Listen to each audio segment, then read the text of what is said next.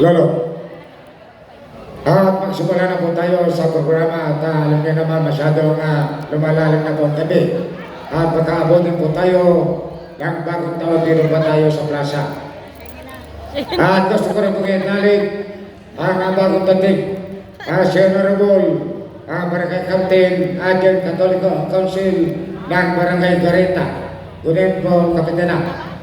At ngayon po mga kaibigan, dadako na po tayo sa programa.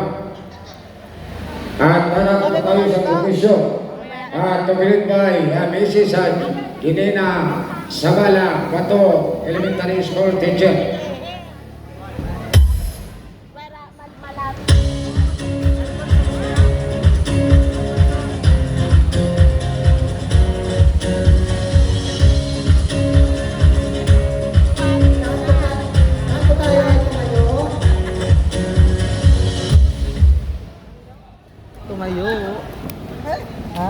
Iupo po natin ang ating ulo at ang presensya ng ating Panginoon.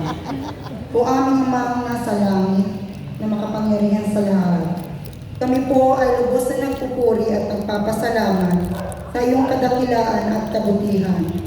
Maraming salamat po, Ama, sa lahat ng mga biyaya at grasyang patuloy na pinagkakaloob mo sa amin sa araw-araw. At kung kami man po ay nakakagawa ng mga bagay na hindi nagiging kalugod-lugod sa iyo, kami po ay nagsusumamo at humihingi ng kapatawaran.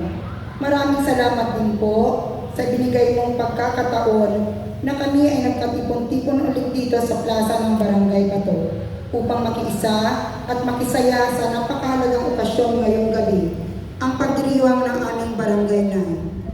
Ang okasyon na ito ay pasasalamat din po namin sa iyo, Ama, dahil sa buong taon ng 2025, kami po ay iyong ginabayan at binigyan ng proteksyon.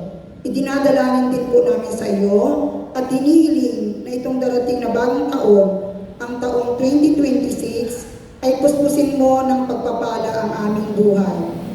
Basbasan mo po ang lahat ng mga taong nag-organisa ng okasyon na ito sa pumumuno po ng aming butihing punong barangay na si Kapitan Tony Alves.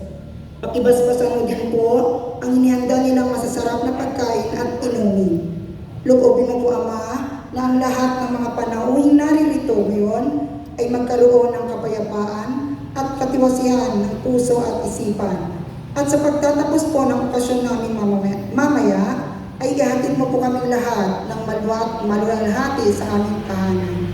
Ang lahat ng ito ay dinadalangin namin sa banal at matamis mong pangalan, at sa tulong na din ng makapangyarihan mong anak na si Jesus. Amen.